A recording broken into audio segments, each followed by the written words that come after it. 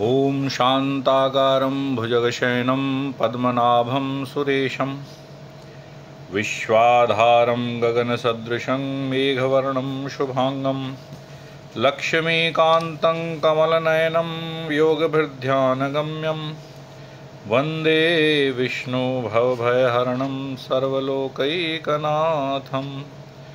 ओम नमो स्वनन्ताय सहस्रमूर्तये सहस्रपादाक्षशिरोरुवाहवे सहस्रनाम्ने पुरुषाय शाश्वते सहस्रकोटियुगधारिणे नमः। श्रीकृष्ण गोविंद हरे मुरारी, हे नाथ नारायण वासुदेवा। श्रीकृष्ण गोविंद हरे मुरारी, हे नाथ नारायण वासुदेवा। हे नाथ नारायण वासुदेवा, हे नाथ नारायण वासुदेवा। हे नाथ नारायण वासुदेवा, हे नाथ नारायण वासुदेवा। श्री कृष्ण गोविंद हरे मुरारी, हे नाथ नारायण वासुदेवा। श्री कृष्ण गोविंद हरे मुरारी, हे नाथ नारायण वासुदेवा। हे नाथ नारायण वासुदेवा, हे नाथ नारायण वासुदेवा। बोलिए विष्णु भगवान की जय। आज इस गरुड़ पुराण के 15वें अध्याय में हम सब लोग श्रवण करेंगे कि किस प्रकार जो धर्मात्मा लोग हैं, जो धर्म करके उत्तम लोकों को प्राप्त हुए हैं, वो स्वर्ग लोक के भोगों को भोगने के पश्चात किस प्रकार से उत्तम कुल में उनका जन्म होता है, उत्तम कुल में वो उत्पन्न होते हैं, और शरीर के व्यावहारिक तथा परमार्थिक दो स्वरूपों का वर्णन आज इस अध्याय में हम सुनेंगे। ये जो हमारा शरीर है किस प्रकार का है, अजपा जप नाम की एक विधि है उसका वर्णन, और भगवत प्राप्ति के साधनों में जितने साधन हैं उनमें भक्ति योग सबसे प्रधान है, तो भक्ति योग की क्या प्रधानता है उसका भी आज हम श्रवण करेंगे। तो सज्जनों, जो धर्मात्मा हो या पापी हो, जो पापी है वो नरक में जाता है, नरक के दुखों को भोगता है, अन्य जन्मों में जाकर भी किए गए पाप के फलों को भोगता है, और जो पुण्यात्मा है, वो जो धर्मात्मा पुण्यात्मा है, वो स्वर्ग के भोगों को भोगता है, और अनेकानेक उत्तम लोक हैं, वहाँ जाकर वो सुख भोगता है। लेकिन कहते हैं कि क्षीणे पुण्य मृत्यु लोके पतंती, जब उनके पुण्य क्षीण हो जाते हैं, पुण्य समाप्त हो जाते हैं, तो उन्हें फिर से इस धरती लोक में जन्म लेना पड़ता है, वापस आना पड़ता है, चाहे स्वर्ग में गया हो चाहे नरक में गया हो। जो अपने किए गए कर्म के फलों को भोगने के पश्चात दोबारा इस लोक में आना पड़ता है। तो जो पापी लोग हैं उनको फिर से नाना प्रकार के रोग कष्ट नीच योनियाँ प्राप्त होती हैं, और जो पुण्यात्मा लोग हैं वो उत्तम कुल में जन्म लेते हैं, अच्छे उनके जीवन में सब प्रकार से उनको सब सुख सुविधाएँ मिलती हैं, और किस प्रकार से वो अपना जीवन पूर्ण करते हैं, इस शरीर के बारे में वो क्या सोचते हैं, उसके बारे में इस अध्याय में हम लोग सुनेंगे। गरुड़ जी पूछते हैं भगवान से कि धर्मात्मा व्यक्ति स्वर्ग के भोगों को भोगकर पुनः निर्मल कुल में उत्पन्न होता है, इसलिए माता के गर्भ में उसकी उत्पत्ति किस प्रकार होती है, इस विषय में मुझे बतलाइए। हे करुणानिधे, पुण्यात्मा पुरुष इस शरीर के विषय में किस प्रकार से विचार करता है, मैं सुनना चाहता हूँ, मुझे बतलाइए।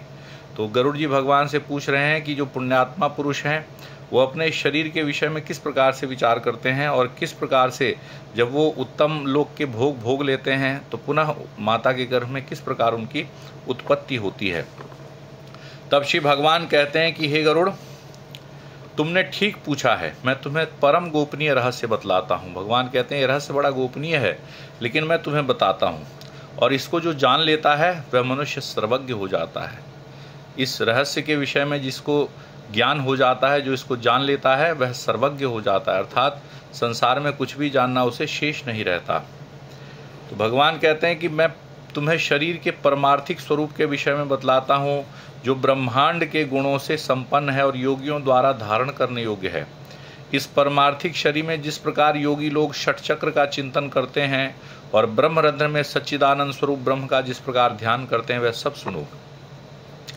पुण्यात्मा जीव पवित्र आचरण करने वाले लक्ष्मी संपन्न गृहस्थों के घर में किस प्रकार उत्पन्न होता है, उसके माता एवं पिता के विधान तथा नियम किस प्रकार के होते हैं, उसके विषय में मैं भी तुम्हें बतलाता हूँ। स्त्रियों को ऋतुकाल तक उनका 4 दिन तक परित्याग करना चाहिए, अर्थात ऋतुकाल के 4 दिन में स्त्रियों को अपने पास नहीं रखना चाहिए, उनसे दूर रहना चाहिए, क्योंकि उतने समय तक उनके शरीर में इंद्र को लगी ब्रह्म हत्या का चतुर्थांश निवास करता है और इस कारण वो अस्पृश्य होती हैं, अर्थात छूने योग्य नहीं होती। चौथे दिन वस्त्रों सहित स्नान करने के पश्चात वह स्त्री शुद्ध होती है, अर्थात चौथे दिन जब ऋतुकाल समाप्त होता है तब स्नान करने के पश्चात वो शुद्ध होती है और 1 सप्ताह के बाद पितरों और देवताओं का पूजन अर्चन तथा व्रत करने के योग्य होती है। अर्थात स्नान करने मात्र से शरीर शुद्ध होता है, लेकिन पितरों देवताओं का पूजन करना और व्रत इत्यादि करने के लिए 1 सप्ताह के बाद शुद्ध होती है। इस 1 सप्ताह के मध्य में जो गर्भ धारण होता है उससे मलिन मनोवृत्ति की संतान का जन्म होता है। इस 1 सप्ताह में जो गर्भाधान होता है उससे जो संतान उत्पन्न होती है मलिन मनोवृत्ति की, अर्थात उसका मन जो है मैला होता है, वो पापात्माओं का शरीर होता है। प्रायः ऋतुकाल के 8वें दिन गर्भाधान से पुत्र की उत्पत्ति होती है, अर्थात जो ऋतुकाल समाप्त होने के पश्चात जो दिन गिने जाते हैं उसमें युग्म रात्रियों में अर्थात सम रात्रियों में यदि गर्भाधान हो तो पुत्र और विषम रात्रियों में गर्भाधान होने से कन्याओं की उत्पत्ति होती है। इसलिए पूर्व की 7 रात्रियों को छोड़कर युग्म रात्रि में ही समागम करना चाहिए। सामान्यतः 16 रात्रियों तक ऋतुकाल बतलाया गया है। 14वीं रात्रि को गर्भाधान होने पर गुणवान, भाग्यवान और धार्मिक पुत्र की उत्पत्ति होती है। प्राकृत जीवों अर्थात सामान्य मनुष्यों को गर्भाधान के निमित्त उस रात्रि में गर्भाधान का अवसर प्राप्त नहीं होता। 5वें दिन से ही स्त्री को मधुर भोजन करना चाहिए। अत्यधिक कड़वा, खारा, तीखा तथा गर्म भोजन से उसे दूर रहना चाहिए, यानी स्त्रियों को बहुत अधिक कड़वा, खारा, तीखा और बहुत गर्म भोजन नहीं करना चाहिए। तो इससे क्या होता है, उसका गर्भाशय जो है वो औषधि का पात्र हो जाता है, परम पवित्र हो जाता है उसका गर्भाशय, क्योंकि अन्न से ही हमारा शरीर सब प्रकार से बताता है कि हम किस प्रकार का भोजन करते हैं, किस प्रकार से हमारा आचार विचार है, किस प्रकार से जो अन्न हम ग्रहण करते हैं उसी प्रकार से हमारा मन, हमारा शरीर हो जाता है। तो इस प्रकार से मधुर भोजन करना, सात्विक भोजन करने से स्त्री का जो गर्भाशय है वो औषधि का पात्र हो जाता है, बड़ा पवित्र हो जाता है और उसमें संस्थापित बीज अमृत की तरह सुरक्षित रहता है। तो उस औषधि क्षेत्र वाले गर्भाशय में जो बीज जाता है वह अमृत की तरह सुरक्षित हो जाता है। उस औषधि क्षेत्र में गर्भाधान करने वाला स्वामी अच्छे फल अर्थात स्वस्थ संतान को प्राप्त करता है।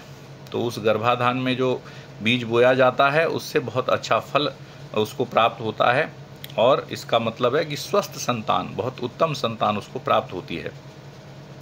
तांबूल खाकर, पुष्प और श्रीखंड चंदन से युक्त होकर तथा पवित्र वस्त्र धारण करके मन में पवित्र भावों को रखकर पुरुष को सुंदर शैया पर संवास करना चाहिए। तो जो समागम का नियम है वो भी बताया गया है कि परम पवित्र होकर जो है हमारे आचार विचार, हमारा शरीर, हमारे वस्त्र पवित्र होने चाहिए और तांबूल इत्यादि खाकर, श्रीखंड चंदन धारण करके, पुष्प इत्यादि से सुगंधित इत्यादि धारण करके और मन में पवित्र भावों को रखकर तब संवास करना चाहिए। मन पवित्र होना चाहिए। कहते हैं गर्भाधान के समय पुरुष की मनोवृत्ति जिस प्रकार की होती है उसी प्रकार की स्वभाव वाला जीव गर्भ में प्रविष्ट होता है, कि उस समय जिस प्रकार की मनोवृत्ति होती है, मन में जो भाव होते हैं उसी प्रकार का जीव माता के गर्भ में प्रवेश करता है। बीज का स्वरूप धारण करके चैतन्यांश पुरुष के शुक्र में स्थित रहता है। वह पुरुष की काम वासना, चित्तवृत्ति तथा शुक्र जब एकत्व को प्राप्त होते हैं तब स्त्री के गर्भाशय में पुरुष स्खलित होता है। स्त्री के गर्भाशय में शुक्र और शोणित के संयोग से पिंड की उत्पत्ति होती है। तो स्त्री के गर्भाशय में जब पुरुष स्खलित होता है तो उसके वीर्य से एक पिंड की उत्पत्ति होती है। गर्भ में आने वाला सुकृति पुत्र माता पिता को परम आनंद प्रदान करने वाला होता है।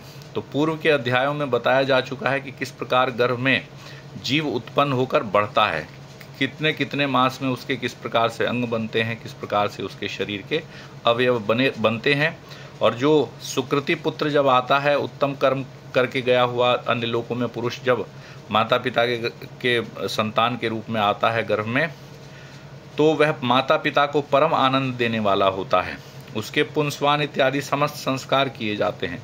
तो षोडश संस्कारों में गर्भाधान संस्कार सबसे प्रथम है, उसके बाद पुंसवान इत्यादि संस्कार उसके संपन्न किए जाते हैं समय पर।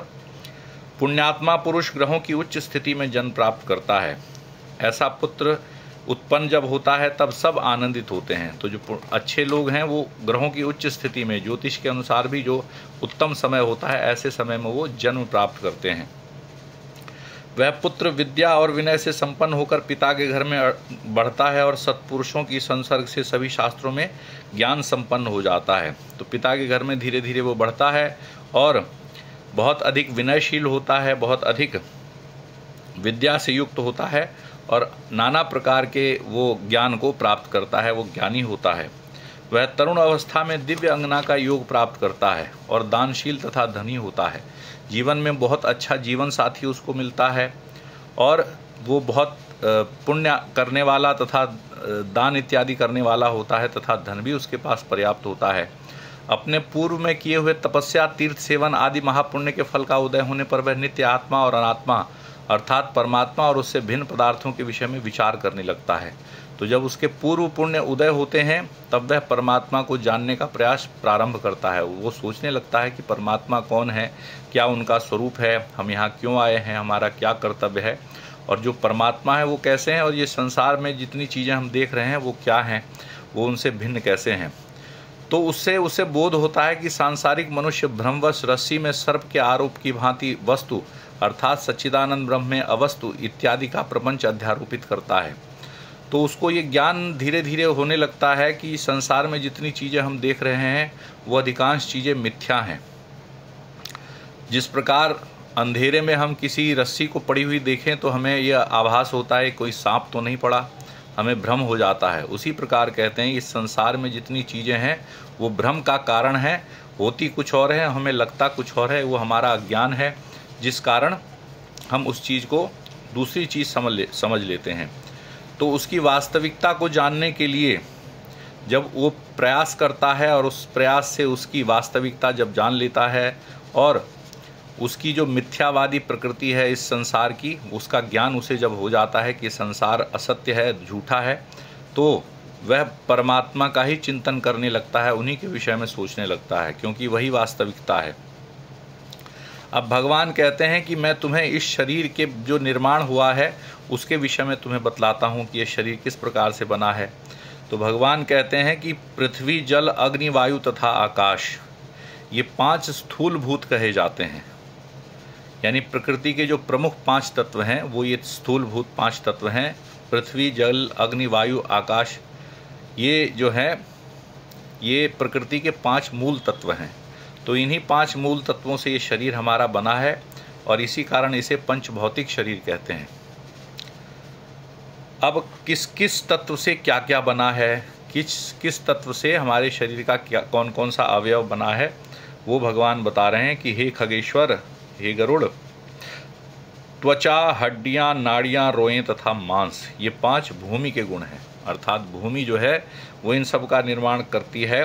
त्वचा, हड्डियां, नाड़ियां, रोएं तथा मांस, ये 5 भूमि के गुण हैं। हमारे शरीर में जो चीज़ें बनी है उनमें भूमि के द्वारा ये सब चीज़ें बनी हुई हैं।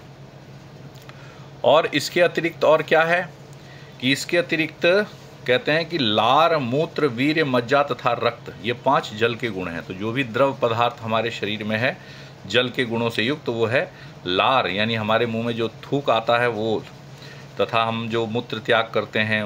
वीर्य जो है हमारा वो, मज्जा जो अस्थि के अंदर, हड्डियों के अंदर जो मज्जा होती है वो, और रक्त यानी जो खून हमारे शरीर में दौड़ रहा है, ये सब जल के गुण हैं। अब तेज के गुणों को सुनो, यानी अग्नि के क्या क्या गुण हैं। कहते हैं कि हे तार्क्ष, योगियों द्वारा सर्वत्र भूख, प्यास, आलस्य, निद्रा और कांति, ये 5 गुण तेज के कहे गए हैं। यानी अग्नि के ये गुण हैं। जो हमें भूख लगती है, हमें प्यास लगती है, वो भाव जो हैं वो अग्नि के गुण हैं। उसके अतिरिक्त निद्रा लेना, आलस्य होना और कांति यानी चेहरे पर जो चमक होती है, जो कांति होती है, वो सब अग्नि के गुण हैं। तो ये सब अग्नि के गुण कहे गए हैं। इसके बाद कहते हैं कि सिकुड़ना, दौड़ना, लांघना, फैलाना तथा चेष्टा करना, ये 5 गुण वायु के कहे गए हैं। जो हमारे शरीर में जो ये क्रियाकलाप होते हैं, जब हम अपने शरीर को सिकोड़ लेते हैं या दौड़ के हुए कहीं चीज़ फांद जाते हैं, और जो हम अपने शरीर को फैला लेते हैं, चेष्टा कोई करते हैं कार्य करने की, तो ये सब वायु के गुण हैं। अब आकाश के क्या क्या गुण हैं? कहते हैं शब्द, छिद्र, गांभीर्य, श्रवण और सर्व संशय अर्थात समस्त तत्वों को आश्रय प्रदान करना, ये 5 गुण आकाश के हैं। तो इस प्रकार से 5 गुण मिलकर इस पंचभौतिक शरीर का निर्माण करते हैं। इसके अलावा क्या है? ये अंतःकरण चतुष्टय, यानी हमारे शरीर के भीतर जो हैं 4 प्रकार के अवयव हैं, जिनको कहा जाता है मन, बुद्धि, चित्त और अहंकार। ये 5 कहते हैं अंतःकरण चतुष्टय। यही सब अंदर जो जितने निर्णय हम लेते हैं, जो सोच विचार हम करते हैं, उसमें ये सब मुख्य चीज़ें हैं, मन, बुद्धि, अहंकार और चित्त, ये अंतःकरण चतुष्टय हैं। हमारे पास 5 ज्ञानेंद्रियां और 5 कर्मेंद्रियां होती हैं। कौन कौन सी हैं? श्रोत्र अर्थात कान, त्वचा, जीवा, चक्षु अर्थात नेत्र और नासिका, ये 5 ज्ञानेंद्रियां हैं। और वाणी, हाथ, पैर, गुदा और उपस्थ, ये कर्मेंद्रियां हैं। दिशा, वायु, सूर्य, प्रचेता और अश्विनी कुमार, ये ज्ञानेंद्रियों के, तथा वहनि, इंद्र, विष्णु, मित्र तथा प्रजापति, ये कर्मेंद्रियों के देवता कहे गए हैं। तो ये अलग अलग देवता इन ज्ञानेंद्रियों और कर्मेंद्रियों के अधिष्ठात्र देवता हैं, इनके स्वामी हैं। देह के मध्य में इड़ा, पिंगला, सुषुम्ना, गांधारी, गजजीवा, पूषा, यशस्विनी, अलंबुषा, कुहू और शंखनी, ये 10 प्रधान नाड़ियाँ स्थित हैं, नाड़ियाँ हैं। उसके अलावा 10 प्रधान वायु हैं। वो कौन कौन से हैं? प्राण, अपान, समान, उदान तथा व्यान, नाग, कूर्म, कृकल, देवदत्त और धनंजय, ये 10 वायु हमारे शरीर में हैं। तो 10 नाड़ियाँ कही गई और 10 वायु कहे गए, जो हमारे शरीर में हैं, जो चारों तरफ संचरण करते रहते हैं। हृदय में प्राण वायु, गुदा में अपान वायु, नाभि मंडल में समान वायु, कंठ देश में उदान वायु और संपूर्ण शरीर में व्यान वायु व्याप्त रहते हैं। डकार या वमन अर्थात जो हम डकार लेते हैं या उल्टी कर देते हैं, उसमें जो प्रमुखता निभाता है वो नाग वायु कहा जाता है उसको। जिसके द्वारा उन्मीलन होता है वह कूर्म वायु कहा जाता है। कृकल नामक वायु भूख को बढ़ाता है। देवदत्त नामक वायु जम्हाई कराता है। और सर्वव्यापी धनंजय वायु मृत्यु के पश्चात भी मृत शरीर को नहीं छोड़ता। अर्थात जब शरीर मृत हो जाता है, आत्मा निकल जाती है, तो उस समय भी एक वायु है धनंजय वायु, वो इस शरीर को नहीं छोड़ती। वैज्ञानिकों ने भी ये सिद्ध किया है कि मृत्यु के पश्चात बहुत समय तक इस शरीर के नाखून और बाल इत्यादि बढ़ते रहते हैं। तो ये अवयव क्यों बढ़ते हैं? क्योंकि एक वायु धनंजय नाम की वायु इस शरीर में स्थित रहती है प्राण के निकलने के बाद भी, तो उसके द्वारा ये सब चीज़ें होती हैं। यह शरीर में कुछ अवयव ऐसे क्रियाशील रहते हैं उस वायु के कारण, तो उसको कहा गया धनंजय वायु। ग्रास के रूप में खाया हुआ अन्न सभी प्राणियों के शरीर को पुष्ट करता है। ग्रास कहते हैं कौर, एक कौर जो हम मुंह में रखते हैं हाथ से, तो उसको एक ग्रास कहा जाता है। तो एक एक करके हम ग्रास मुंह में रखते हैं, उसको हम खाते हैं, तो वो जब हम अन्न खाते हैं तो उससे हमारा शरीर पुष्ट होता है, यानी हमारे शरीर को शक्ति मिलती है, ऊर्जा मिलती है। उस पुष्टिकारक अन्न के सारांशभूत रस को व्यान नामक वायु शरीर की सभी नाड़ियों में पहुंचाता है। तो उस खाए गए अन्न से जो रस निकलता है, उस रस से जो ऊर्जा मिलती है, तो उस रस को हमारे शरीर में व्यान नामक वायु शरीर के हर कोने में पहुंचाता है, एक एक अवयव तक पहुंचाता है, प्रत्येक नाड़ियों के द्वारा एक एक सेल तक, यानी एक एक कण जो हमारे शरीर का है, अणु परमाणु तक, उस तक वो शक्ति व्यान नामक वायु पहुंचाती है। उस वायु के द्वारा भुक्त आहार 2 भागों में विभक्त कर दिया जाता है। गुदा भाग में प्रविष्ट होकर सम्यक रूप से अन्न और जल को पृथक पृथक करके अग्नि के ऊपर जल और जल के ऊपर अन्न को करके अग्नि के नीचे वह प्राण वायु स्वतः स्थित होकर उस अग्नि को धीरे धीरे धोंकता है, जिसके द्वारा धोंके जाने पर अग्नि मल और रस को अलग अलग कर देती है। तो जब हम भोजन करते हैं, वो हमारी भोजन की नली द्वारा जो पेट में जाता है, तो कहते हैं हमारे पेट में एक अग्नि है जिसे जठराग्नि कहा जाता है। जठराग्नि कुछ केमिकल कहें, अग्नि कहें, कुछ भी कहें, जो हमारे भोजन को पचाता है। तो कहा गया कि वो अंदर जाकर रस और मल को अलग अलग कर देता है, यानी जो हम भोजन करते हैं उसमें से सॉलिड और लिक्विड को अलग अलग वो कर देता है। तो पचने के बाद जो शेष बचता है सॉलिड यानी मल, वो अलग हो जाता है, और जो लिक्विड के रूप में जो बचता है रस, उस रस को पूरे शरीर में पहुंचाने का काम करती है व्यान वायु, और उस व्यान वायु के द्वारा वह रस जो है वो पूरे शरीर में पहुंचता है, और उसी रस से हमें ऊर्जा प्राप्त होती है, शक्ति प्राप्त होती है, हम अपने दैनिक कार्यों को करने के योग्य होते हैं। शरीर से निकला हुआ जो मल होता है, उस भोगे गए आहार में से जो मल निकलता है, उस मल को शरीर कैसे बाहर निकलता है? 12 छिद्रों से बाहर निकालता है। तो 12 छिद्र कौन कौन से हैं जिससे मल निकलता है? प्रातःकाल हम सब जानते हैं कि हम लोग मल मूत्र का त्याग करते हैं, वो तो प्रमुख रूप से हमारे आहार का मल निकलता ही है, लेकिन इसके अतिरिक्त भी बहुत सारे ऐसे स्थान हैं जहाँ से हमारे शरीर का मल बाहर निकलता है। वो जगह कौन कौन से हैं? कान, आँख, नाक, जीभ, दांत, नाभि, नख, गुदा, गुप्तांग तथा शिराएं और समस्त शरीर में स्थित छिद्र एवं लोम, ये 12 मल के निवास स्थान हैं। इन 12 स्थानों से मल निकलता है। प्रातःकाल हम अपनी आँख भी साफ करते हैं, नाक भी साफ करते हैं, दांत भी साफ करते हैं, जीभ भी साफ करते हैं। तो जहाँ जहाँ से मल निकलता है वो सब स्थान हम साफ करते हैं। जब हम मल मूत्र का त्याग करते हैं उस स्थान को भी साफ करते हैं, कान को भी साफ करते हैं, ये सब स्थान मल निकालते हैं। और इस पूरे शरीर में जितने रोए हैं, और जितने रोए हैं उतने छिद्र हैं, उन छिद्रों से भी मल निकलता है। जब बहुत अधिक गर्मी में आप बाहर जाते हैं और पसीना निकलता है, तब जब पसीना सूखता है तो वस्त्र के ऊपर सफ़ेद निशान पड़ जाता है, वो सब शरीर के अंदर का मल ही है। तो वो सब मल जब इकट्ठा निकलता है शरीर से, तो इस शरीर पूरा प्रक्रिया चलती रहती है। तो प्रातःकाल हम सब इस सबको साफ़ करते हैं, और प्रातःकाल ही हम नहाते हैं। तो नहाने से क्या होता है? हमारा शरीर शुद्ध हो जाता है, पवित्र हो जाता है। इसीलिए कहा जाता है कि प्रातःकाल नहा धोकर पूजा पाठ इत्यादि करना चाहिए। क्यों? क्योंकि नहाने से हमारा शरीर पवित्र होता है, और पूजा पाठ इत्यादि का जो कार्य है वो पवित्र रूप से करना चाहिए। जब हमारा शरीर पवित्र हो तब हम पूजा पाठ को करें, मन भी पवित्र हो और शरीर भी पवित्र हो। तो शरीर कैसे पवित्र होता है? जब हम जल से स्नान करते हैं। और तो ये 12 स्थान से जो मल निकला होता है वो सब उस समय धुल जाता है, साफ हो जाता है, और मन को पवित्र करके तब पूजा पाठ इत्यादि करना चाहिए। तो कहते हैं कि जैसे सूर्य से प्रकाश प्राप्त करके प्राणी अपने अपने कर्मों में लगे रहते हैं, उसी प्रकार चैतन्यांश सत्ता से शक्ति प्राप्त करके सभी वायु अपने अपने कर्मों में लगे रहते हैं। तो सही कहा कि जिस प्रकार भगवान सूर्य से प्रकाश प्राप्त करके सभी प्राणी प्रातःकाल उठते हैं और अपने अपने कामों में लग जाते हैं, रात्रि में सब सो जाते हैं, तो उसी प्रकार कहते हैं कि उस परम पिता से शक्ति प्राप्त करके ये सभी वायु, जो 10 वायु बताए गए, वो अपने अपने कामों में लगे रहते हैं, शरीर के कामों में। भगवान कहते हैं कि हे गरुड़, अब मनुष्य देह के 2 रूपों के विषय में सुनो। तो हमारा शरीर 2 रूपों में है, एक व्यावहारिक तथा दूसरा परमार्थिक। व्यावहारिक शरीर क्या है? जिसके द्वारा हम सामने सबको दिखाई देते हैं।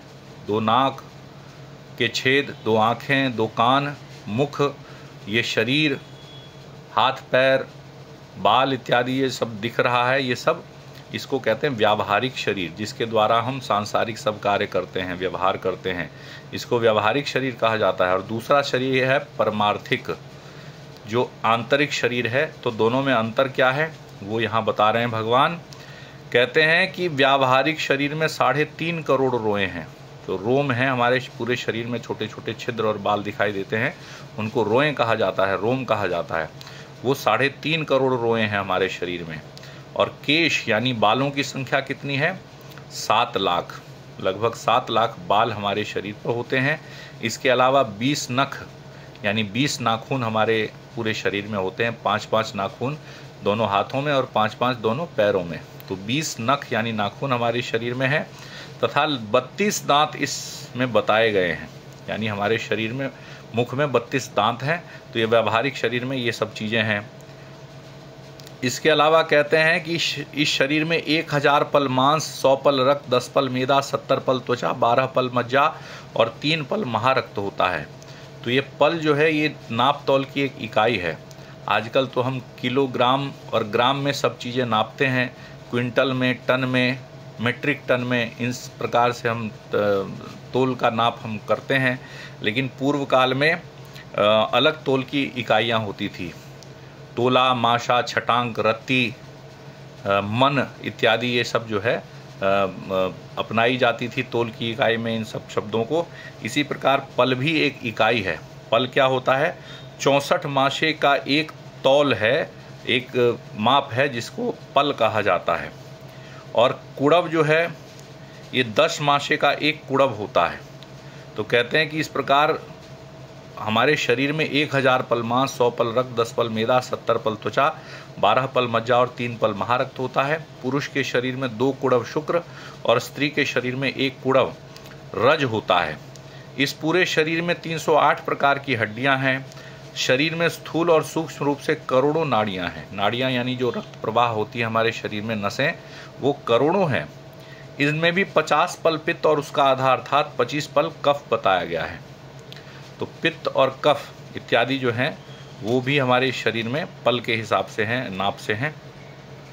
सदा होने वाली विष्ठा और मूत्र का प्रमाण निश्चित नहीं किया गया। जो हम मल मूत्र इत्यादि त्याग करते हैं तो उसका निश्चित कोई प्रमाण नहीं है। किसी का ज़्यादा, किसी का कम, कभी ज़्यादा कभी कम। वो हम जो आहार लेते हैं, जो जल पीते हैं, उसके आधार पर कम अधिक होता रहता है, तो उसका निश्चित प्रमाण नहीं है। तो इस प्रकार से व्यवहारिक शरीर जिसे हम कहते हैं उनमें ये सारी गुण हैं। अब जो परमार्थिक शरीर है, आंतरिक शरीर है, उसके विषय में सुनिए। जो आंतरिक शरीर है हमारा, उसमें सभी 14 भुवन, सभी पर्वत, सभी द्वीप और सभी सागर तथा सूर्य आदि ग्रह सूक्ष्म रूप से विद्यमान हैं। परमार्थिक शरीर में मूलाधार आदि 6 चक्र होते हैं। इस पूरे ब्रह्मांड में जितने गुण हैं वो सब इस शरीर में सूक्ष्म रूप से विद्यमान हैं। 6 प्रकार के चक्र बताए गए हैं और जितने भी द्वीप, सागर, पर्वत इत्यादि हैं वो सब इस शरीर में सूक्ष्म रूप से विद्यमान है। पूरा ब्रह्मांड इसमें समाया हुआ है। तो जिस प्रकार बड़ी बड़ी मशीन एक छोटे से रिमोट कंट्रोल से चलती है, उसी प्रकार हमारा ये शरीर एक प्रकार से रिमोट कंट्रोल है जिससे पूरा ब्रह्मांड कंट्रोल किया जा सकता है। बड़े बड़े योगी उस चीज़ को करते हैं अभी भी। कह रहे हैं योगियों के धारणा करने योग्य उन गुणों के विषय में मैं तुम्हें बतलाता हूं जिसकी भावना करने से जीव विराट स्वरूप का भागी हो जाता है। तो भगवान कह रहे हैं कि हे गरुड़, मैं तुम्हें वो चीज़ें बताता हूं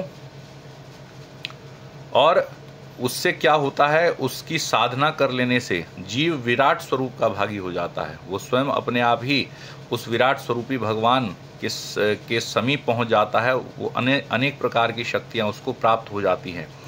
तो जो परमार्थिक शरीर है वो कैसा है, उसके बारे में भगवान बता रहे हैं कि पैर के तलवे में तल लोक, पैर के ऊपर वितल लोक, इस प्रकार जानु अर्थात घुटने में सुतल लोक और जांघों में महातल जानना चाहिए। शक्ति के मूल में तलातल, गुह्य स्थान में रसातल, कटी प्रदेश अर्थात कमर में पाताल। इस प्रकार पैर के तलवे से लेकर कमर तक 7 अधोलोक कहे गए हैं। अधोलोक यानी पृथ्वी से नीचे के जो लोक हैं 7, वो हमारे पैर के तलवे से कमर तक हैं हमारे शरीर में। इसके अलावा कह रहे हैं कि नाभि के मध्य में भूलोक यानी पृथ्वी लोक जो है वो नाभि के मध्य में है।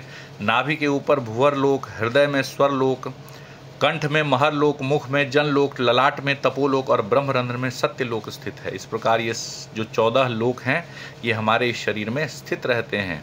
तो ये हमारा शरीर कोई साधारण चीज़ नहीं है, ये पूरे ब्रह्मांड का एक सूक्ष्म स्वरूप है।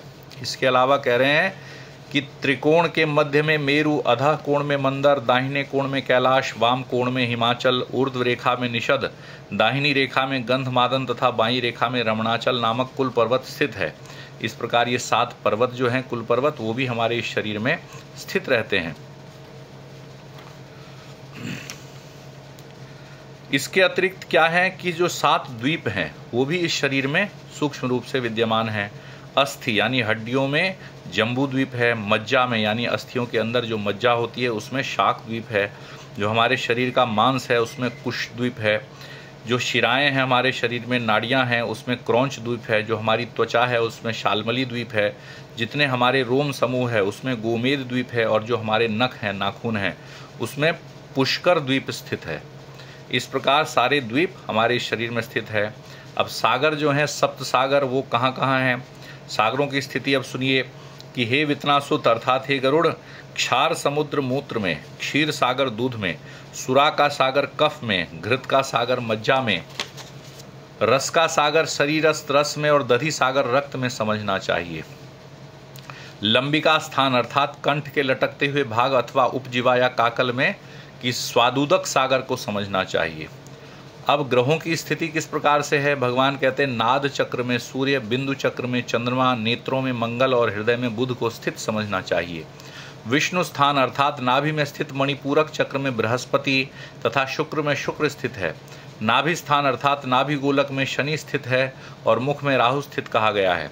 वायु स्थान में केतु स्थित है। इस प्रकार समस्त ग्रह मंडल इस शरीर में विद्यमान है। सब स्थान अलग अलग ग्रहों के इस शरीर में निर्धारित हैं। इस प्रकार अपने इस शरीर में समस्त ब्रह्मांड का चिंतन करना चाहिए। प्रभात काल में सदा पद्मासन में स्थित होकर षट चक्रों का चिंतन करे और यथोक्त क्रम से अजपा जप करे। तो प्रभात काल में, प्रातः काल में एकदम इस सब चीज़ों का अपने शरीर में ध्यान करना चाहिए। और जो हमारे शरीर में 6 प्रकार के चक्र बताए गए हैं, उन षट चक्रों के विषय में भी अभी बताएंगे। और एक और चीज़ बताई कि यथोक्त क्रम से, उचित क्रम से अजपा जप करना चाहिए। तो ये अजपा जप क्या है और किस प्रकार से हमारे शरीर में 6 चक्र हैं, उसके विषय में भगवान बता रहे हैं। भगवान कहते हैं कि हे गरुड़, अजपा नाम की गायत्री मुनियों को मोक्ष प्रदान करने वाली है। इसके संकल्प मात्र से सभी मनुष्य सभी पापों से मुक्त हो जाता है। भगवान कहते हैं मैं तुम्हें अजपा जप का उत्तम क्रम बतलाता हूँ, जिसको करने से जीव भाव से मुक्त हो जाता है। तो अजपा गायत्री का क्या क्रम है, कैसे उसको किया जाता है, उसके विषय में भगवान गरुड़ जी को बता रहे हैं। और उसके अतिरिक्त 6 चक्र क्या क्या हैं उसके विषय में भी भगवान बतलाते हैं। तो अजपा शब्द का अर्थ जो होता है जो जपा न जाए, अजपा जप, जो जपा न जाए और वो जपा जाता रहे। तो ऐसा कौन सा जप है जो जपा नहीं जाता लेकिन अपने आप वो जपा जाता रहता है? तो ये शब्द आपस में ही विरोधाभासी है कि जो जपा न जाए और जो जपा जाता रहे। तो ऐसी अजपा गायत्री कौन सी है उसके विषय में सुनिए। सबसे पहले सुनिए 6 चक्रों के बारे में। जो चक्र हमारे शरीर में स्थित रहते हैं रीढ़ की हड्डी की सीध में, गुह्य स्थान से लेकर और मस्तिष्क तक जो 6 चक्र हैं उसके विषय में। तो कहते हैं कि मूलाधार, स्वाधिष्ठान, मणिपूरक, अनाहत, विशुद्ध और आज्ञा, इन्हें षट चक्र कहा जाता है। और ये चक्र क्या है? मूलाधार चक्र गुदा प्रदेश के ऊपर, फिर अगला चक्र लिंग देश में, नाभि में, हृदय में, कंठ में, भौहों के मध्य में तथा ब्रह्मरंध्र में। अर्थात जो ये 6 चक्र हैं ये रीढ़ की हड्डी की सीध में विद्यमान रहते हैं नीचे से ऊपर तक, और इसमें चिंतन करना चाहिए। मूलाधार चक्र कैसा है? चतुर्दलाकार, इसमें 4 प्रकार के 4 पत्ते बने हुए हैं अग्नि के समान, और व से लेकर स पर्यंत वर्णों, अर्थात इसमें व, श और स ये वर्ण हैं और 4 इसमें पत्र बने हुए हैं। इस प्रकार का इसका स्वरूप है मूलाधार चक्र का। स्वाधिष्ठान चक्र जो है वो सूर्य के समान दैदीप्यमान है, यानी तेज से भरा हुआ है। और ब से लेके ल तक वर्ण, अर्थात ब, भ, म, य, र, ल, इनका आश्रय स्थान है और इसमें 6 पत्ते बने हुए हैं, षट दलाकार है। इसके बाद मणिपूरक चक्र है, वो रक्तिम आभा वाला है, उसमें लाल रंग की रोशनी निकलती है और उसमें 10 दल हैं, अर्थात 10 पत्ते बने हुए हैं। और ड से लेके फ पर्यंत वर्णों, अर्थात ड, ढ, ण, त, थ, द, ध, न, प, फ, ये उसमें हैं।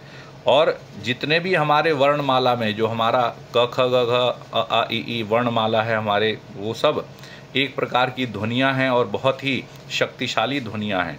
तो जो बीज मंत्र इत्यादि होते हैं उसमें इन ध्वनियों का बड़ा प्रयोग किया जाता है और छोटी छोटी ध्वनियों से बड़ी बड़ी सिद्धियां प्राप्त होती हैं। तो ये सब एक प्रकार से गुप्त मंत्र ही हैं जितने भी हमारे वर्ण हैं। अब हम आते हैं 10 दलाकार मणिपूरक चक्र। उसके बाद अनाहत चक्र जो है वो 12 दलाकार है। 12 दल में क्या है? क से लेके ठ तक वर्ण है उसमें, अर्थात क, ख, ग, घ, ण, च, छ, ज, झ, य, ट, ठ, ट, ठ, ये इसमें है। इसमें 10 प्रकार के पत्र बने हुए हैं। इसके बाद है विशुद्ध चक्र, जिसमें 16 पत्र हैं और 16 स्वर, इसमें अ, आ, इ, ई, उ, ए, ऐ, ओ, औ, अंग, अह और री और लिरी, ये सब इसमें उपलब्ध हैं। 16 स्वर जो हैं वो सब इसमें हैं। तो इनमें 16 पत्र हैं और कमल और चंद्रमा के समान कांति वाला होता है, यानी श्वेत इसमें प्रकाश होता है। इसके अलावा एक आज्ञा चक्र है जो हंसः इन 2 अक्षरों से युक्त द्विदलाकार और रक्तिम वर्ण का है, और इसके ऊपर ब्रह्मरंध्र में दैदीप्यमान चमकदार जो है सहस्त्रदल कमलाकार चक्र है जिसमें हजारों पत्र हैं, और जो सदा सत्यमय, आनंदमय, शिवमय, ज्योतिर्मय और शाश्वत है। इन चक्रों में क्रमशः गणेश, ब्रह्मा, विष्णु, शिव, जीवात्मा, गुरु तथा व्यापक परब्रह्म का चिंतन करना चाहिए। अर्थात कौन कौन से चक्र में किस किस का चिंतन करना चाहिए? मूलाधार चक्र में गणेश जी का, स्वाधिष्ठान चक्र में ब्रह्मा जी का, मणिपूरक चक्र में विष्णु जी का, अनाहत चक्र में शिव का, विशुद्ध चक्र में जीवात्मा का, आज्ञा चक्र में गुरु का और सहस्रसार चक्र में सर्वव्यापी परब्रह्म का चिंतन करना चाहिए। विद्वानों ने एक दिन रात में 21,600 श्वासों की सूक्ष्म गति कही है।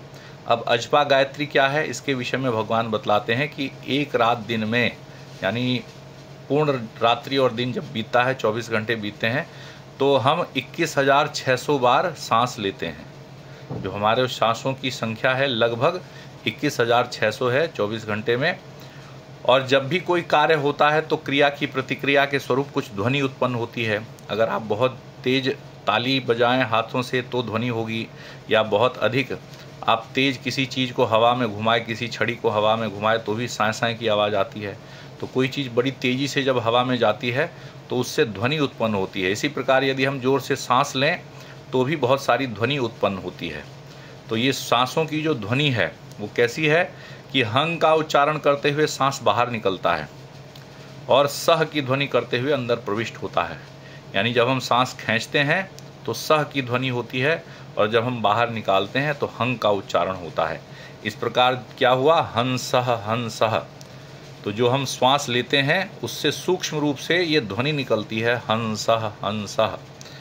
तो कहते हैं कि इस मंत्र से जीवात्मा परमात्मा का निरंतर जप करता रहता है। तो हम जो है सांस लेते हुए भी परमात्मा का निरंतर जप करते हैं, हंसह हंसह, इस मंत्र से।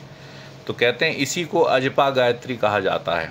इसी अजपा गायत्री के रात दिन में जो हम 21,600 मंत्र जपते हैं, तो इस अजपा जप के 21,600 मंत्रों में से 600 मंत्र गणेश के लिए, 6,000 ब्रह्मा के लिए, 6,000 विष्णु के लिए, 6,000 शिव के लिए, 1,000 जीवात्मा के लिए, 1,000 गुरु के लिए और 1,000 मंत्र चिदात्मा के लिए निवेदित करना चाहिए।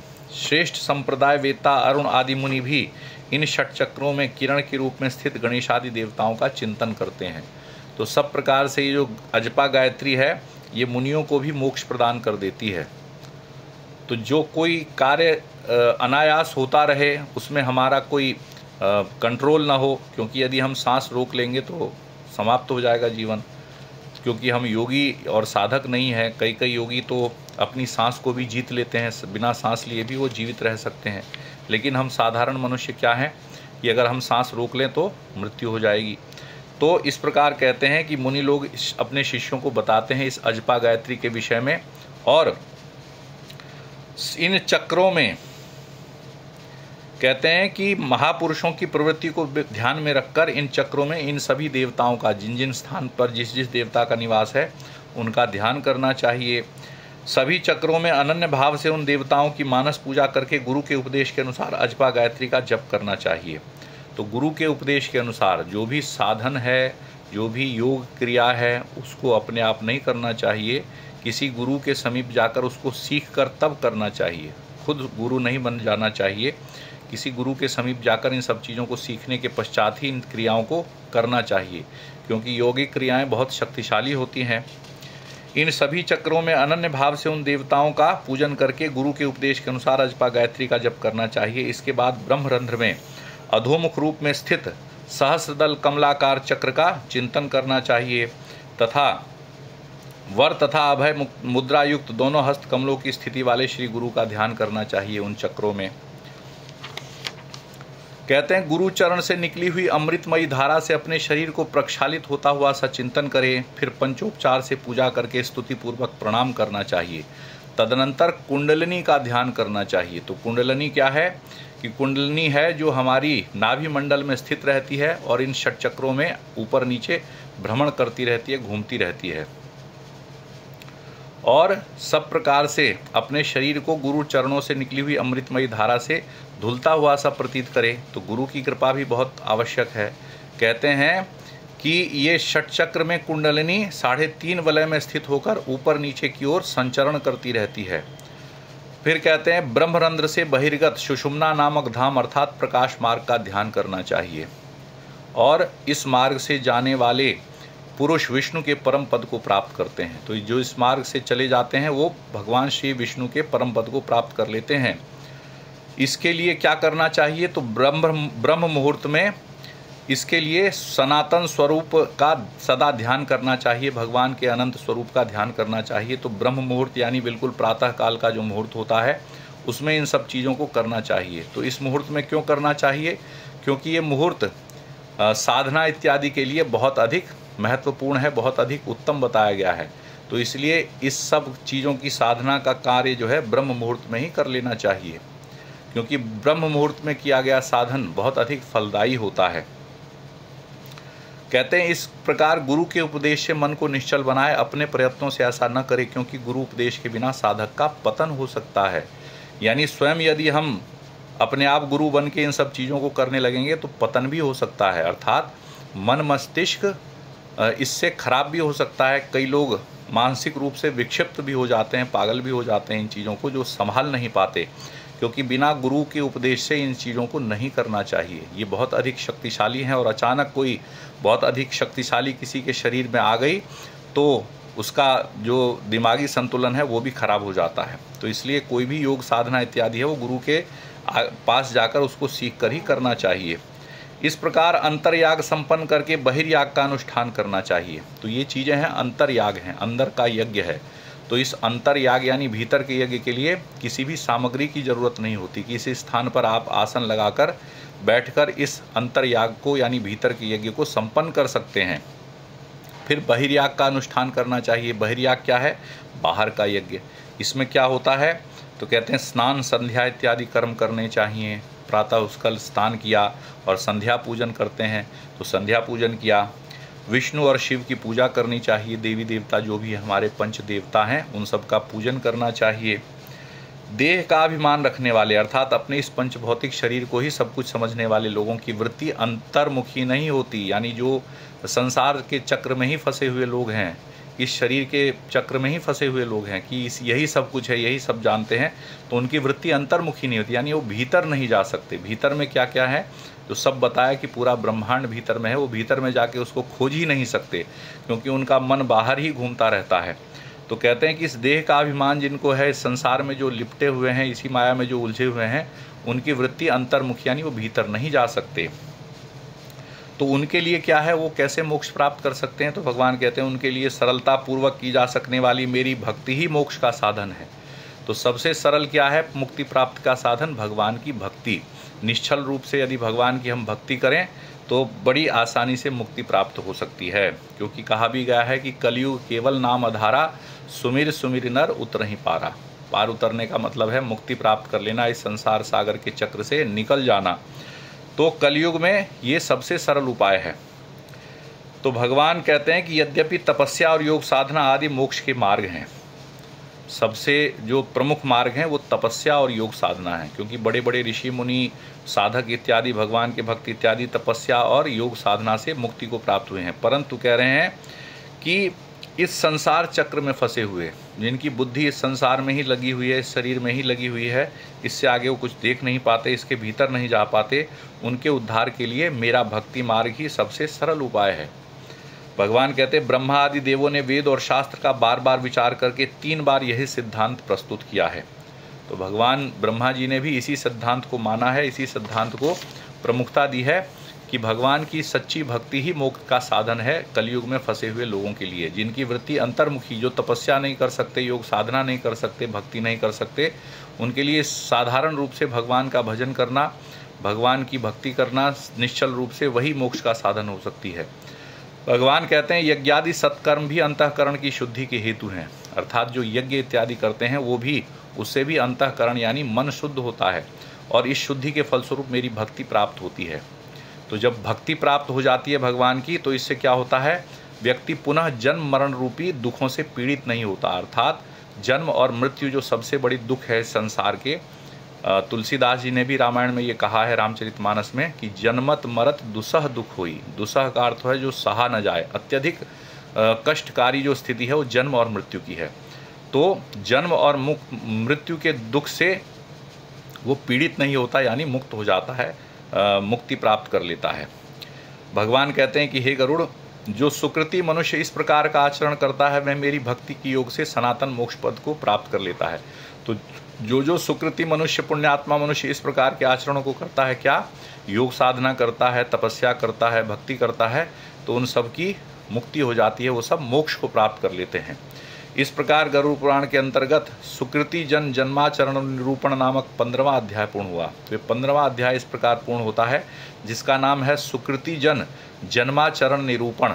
यानी जो सुकृति लोग हैं, जो अच्छे लोग हैं, जो अच्छे कर्म करके दोबारा इस धरती पर आए हुए लोग हैं, उनका क्या जीवन चरित्र है, जिस प्रकार से वो भगवान की भक्ति करके या साधना करके या तपस्या करके मोक्ष को प्राप्त करते हैं, उसके विषय में इस अध्याय में बतलाया गया। तो यह 15वां अध्याय पूर्ण हुआ। बोलिए विष्णु भगवान की जय।